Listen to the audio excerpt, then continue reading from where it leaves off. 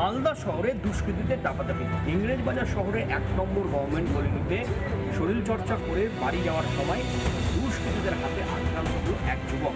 রীতিমতো প্রাণহানিও হতে পারত, তেমনটাই কিন্তু আশঙ্কা করেছে ওই যুবক। লোহার রড, লাঠি, উইকেট দিয়ে তার উপরে হামলা চালানো হয়।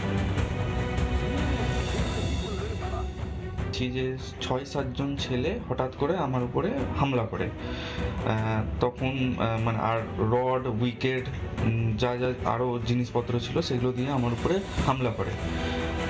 আর্মসও ছিল, মুখে কাপড় বাঁধা ছিল। তো লোকজন যেগুলো ছিল তারা যখন ওখানে ছুটে আসে স্পটে, তখন ওরা পালিয়ে যায়।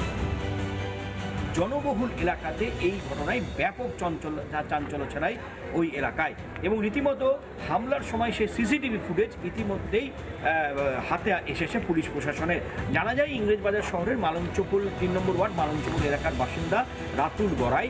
সে প্রতিনিয়ত 1 নম্বর গভর্নমেন্ট কলোনিতে শরীরচর্চা করার জন্য জিমে যান, এবং সে গতকালও সে জিমে গেছিল। এবং জিম থেকে সে বেরিয়েছিল, তখনই তার উপরে দুষ্কৃতীরা তার উপরে হামলা চালায়।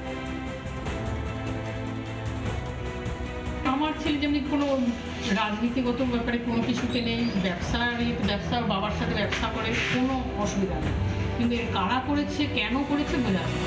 এটা আমি ওই জন্য পুলিশের কাছে আবেদন করবো যেন সঠিক দেখবে। ইতিমধ্যে পরিবারের পক্ষ থেকে ইংরেজবাজার থানা পুলিশকে অভিযোগ করা হয়েছে, এবং ইংরেজবাজার থানা পুলিশ এই বিষয়ে ইতিমধ্যেই তদন্ত শুরু করেছে, এবং সিসিটিভি ফুটেজ খতিয়ে দেখছে পুলিশ। মালদা থেকে দীপঙ্কর গোস্বামী, রিপাবলিক বাংলা। নানা ধরনের কন্টেন্ট দেখার জন্য লাইক করুন, শেয়ার করুন আমাদের ফেসবুক পেজ, সাবস্ক্রাইব করুন আমাদের ইউটিউব চ্যানেল। পাশাপাশি অন্যান্য ব্রেকিং নিউজের জন্য অবশ্যই চোখ রাখুন রিপাবলিক বাংলায়।